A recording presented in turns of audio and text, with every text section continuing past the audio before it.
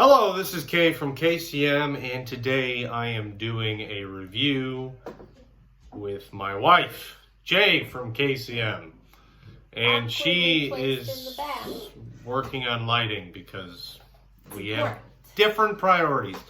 So recently I did, or I might not have released it yet, so this might be confusing, but I am doing a distillery deep dive on Glentauchers distillery in Speyside.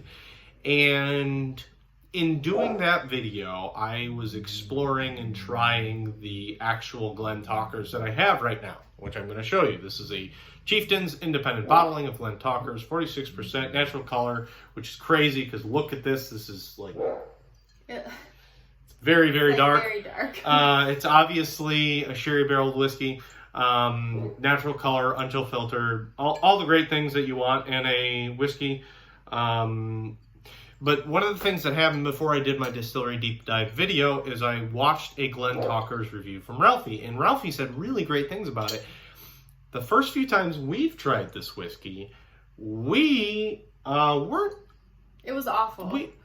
It was unpalatable. Okay, that might be as strong for the few videos you might have seen my wife in. She speaks in absolutes. So... It was awful. She uses strong language. You can believe him or you can believe me. I am obviously the more trustworthy one. Anyway, so I invited her to join in this review because I wanted to see if her perspective is changing as well. As you can see, the whiskey's seen a fair bit of use. I've tried it about 3 or 4 times. You've tried it twice now, probably. It was awful every time. And what should be noted is that in whiskeys, it is possible to see change over time. The exposure to oxygen does in some way change the whiskey. And normally it's in the short term it can be positive. I mean, if you were to open the cap and leave it for long periods of time, it would more so degrade than improve. But sometimes a whiskey will open up after its first couple of years in the bottle. So. And I mean that in the sense that, you know, a lot of whiskey sits around for a while. So we're going to pour some of this and we're going to give it a try. And then we're going to talk about what we think of it. It is, one way or another, it's going to be a polarizing whiskey. So I don't expect that to change. The question is... Will the dogs let us do the review? Well, we already know the answer to that question. So... here we go. We're going to do a non-water, and then we're going to do one with water. And let's talk about what we think. It's been a while since I've done a real, in-depth review. But I'm going to be like one of the Scotch weenies and just tell you what I'm experiencing. So, right off the bat, I think you can smell the dog bark, right? Yes. No, right off the bat, very strong. You get sherry, no doubt. You know it's sherry barreled. You know the sherry is prominent in there. It's almost medicinal.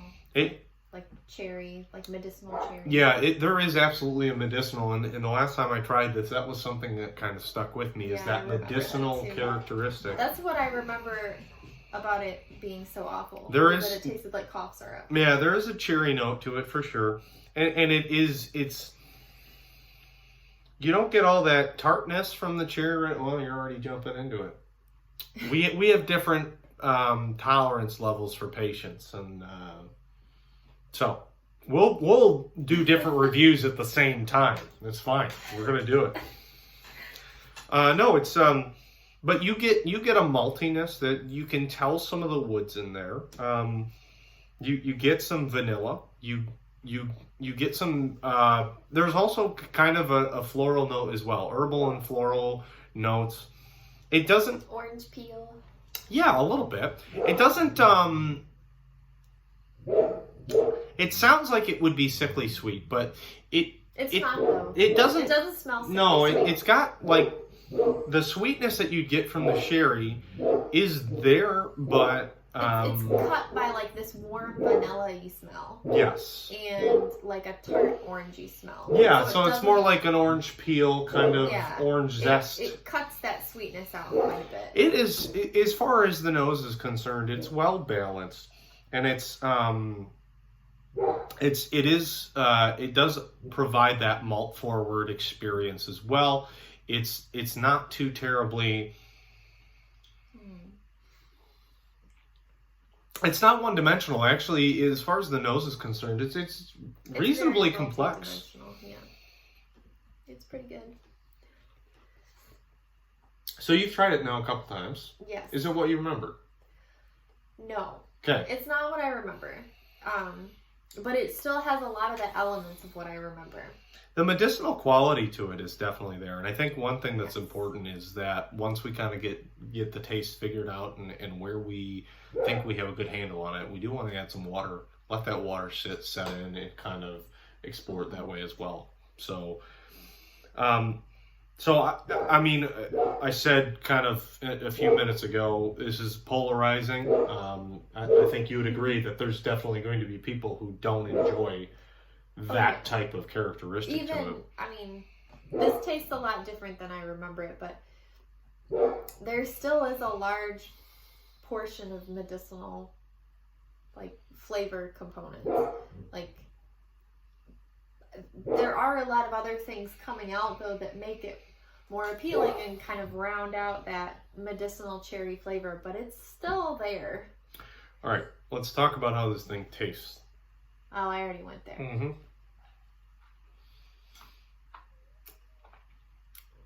When I say let's, I'm talking about us here, not her. She's in a different conversation. His review. Mm-hmm. Okay, it's notable.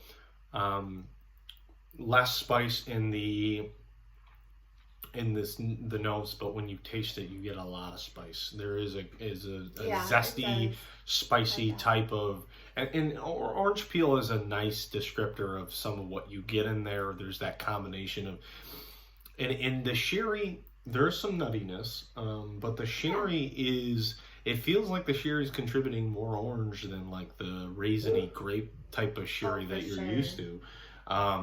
And then some cherry as well, for sure. And the cherry, there is some tartness to the cherry, and then there's some sweetness. And then there's that medicinal note. It seems like it's like a maraschino cherry. Yeah, and I think where the challenge is going to be probably, as you try this, is that the last thing you're left with is some of that malt, some of that cherry and orange, and that undertone of that medicinal. The dogs have literally went I know. Oh, I know. 45 minutes without barking, and now we want to do something that they're just... If you watch these videos, then you're used to dogs barking. So anyway, it is very malt heavy. It's very malt forward. You entertain them. I'm gonna go try to work doggy magic. Doggy.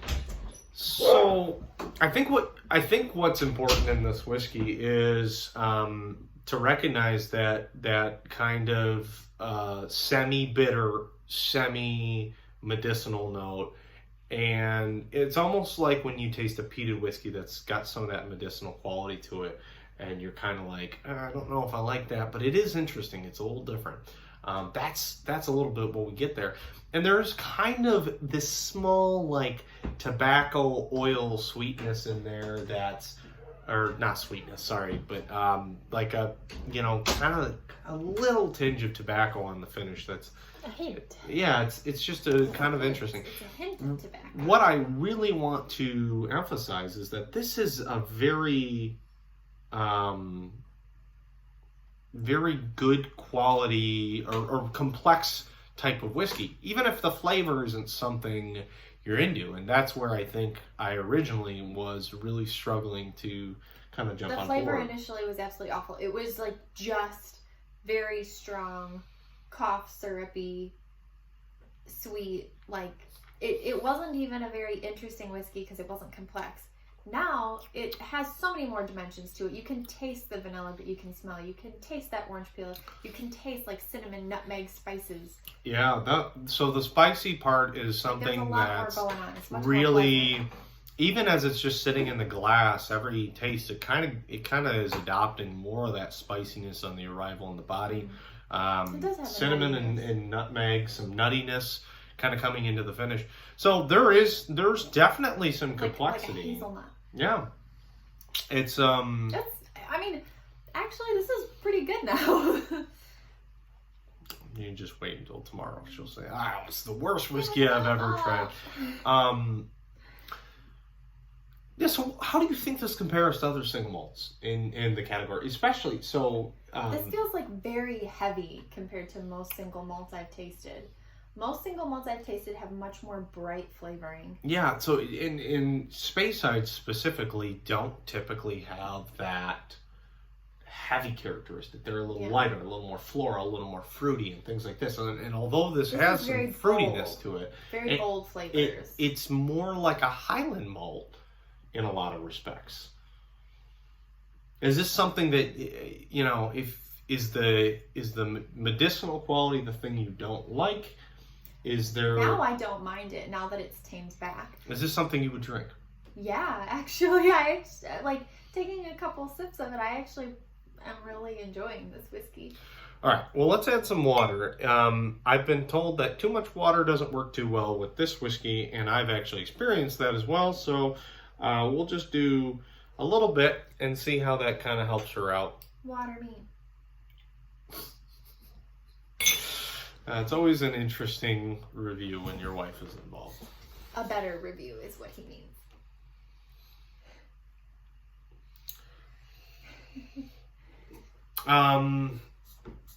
And so, just as a qualifier, most of my whiskeys that I buy, my wife tries, and although we a lot of times have different perspectives on what we think of whiskeys, she's reasonably well versed. You have a decent portfolio of trials under your belt. Yeah, I'm getting up there now. So, yeah, I still stand by what I said. Very polarizing, very interesting. It does have a heaviness to it. You know, when we first tried it, there was kind of like, sometimes you'll have a flat tasting whiskey that kind of feels like after the arrival, the body kind of comes down and it becomes very uneventful. Not a lot of complexity, not a lot of, like even if the finish flares up, but there's just kind of like, I always describe it as a hole, right? There's a hole in that taste where you go, not a lot happening. And it's like a potato chip. You know, you eat it and you're like, yeah, it tastes really good. Oh, where'd it go? And then you eat more potato chips, right? Never described anything like that before. But that's kind of where I was at with this whiskey at first, is it kind of had that potato chip flair where it was like, oh, there it is. It's gone. And before you could even think about what you were tasting, you already had to take another sip, which then very, very quickly becomes challenging in terms of letting your taste buds acclimate to something and become familiar with it. So it's interesting. Very different already.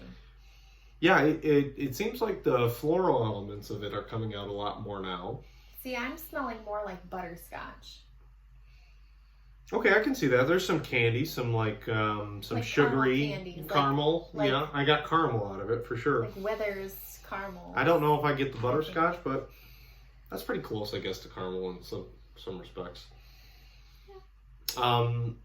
Yeah, there's some more well-rounded. Yeah, it's different. It's different flavors. It's some of the like lighter. The sherry and some of that definitive fruitiness is actually coming down. So. Yeah, I would say so. At least in the nose. Saying with some of the lighter flavor or the lighter scents too. Yeah. Like the flowery. Oh, look at who's rushing into it now.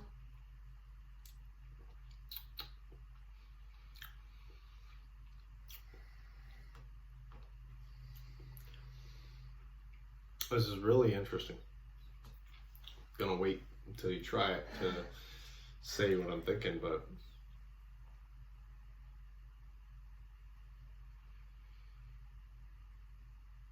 is that even the same whiskey? Kind of. So what I just noticed is that medicinal note's kind of died down quite a bit after adding water. I don't taste it at all. Yeah, it's the finish is like gone though.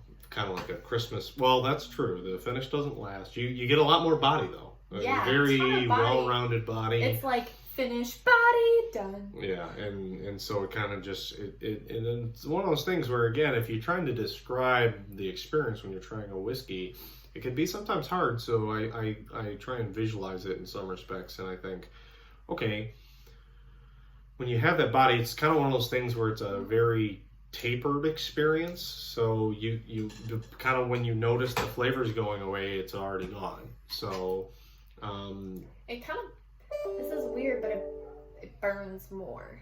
Did you notice that? Well, I think what that is, yes, in a sense. So yeah, the cherry notes have died down now a little bit. Yeah, I don't taste as much cherry. The orange It's notes, kind of the orange cakey. notes are still there. There is some confectionery type stuff in there. I like cakey better than confectionery. I think there's some spice, but I think, I don't know like if you've a taken cinnamon- another, Like a cinnamony coffee cake. yeah, I don't know if you've taken a few more sips, but actually some of that heat's coming down as well, and it's kind of evening out a lot. In some respects, I think it's more well balanced here, but some of that complexity is gone as well. For me, a lot of the complexity is missing. Yeah. I liked it better before, actually, now. Well, this can sit for a while, and you can do a little bit with it, but let's just talk. So we've done some kind of high level discussion on kind of the tasting notes and the experience of this. Tell me about your thoughts. I mean, you've tried it a couple ways. You kind of noted some stuff. How does this compare to when you hear single malt Scotch? You know, how does it compare to that? And then where do you sit in terms of finishing that glass and pouring another glass, you know, tomorrow, et cetera, et cetera? I think that this is in a different category than pretty much all of the other single malt Scotches I've tried. Like I said, this is very heavy in comparison, and I think it really has a very unique flavor profile. Besides that the flavors are heavier, it's a very interesting combination of flavors that I don't think I've seen in any other whiskey. And what I mean by that is, like, I like to make everything visual. Like, if you're thinking about a color wheel, but you're thinking of it in terms of flavors, like, the flavors are all over the map. Like, they're not like in one category, but they all work together. It tastes good. It just is like, wow, I would not have expected to see those two things together. Okay.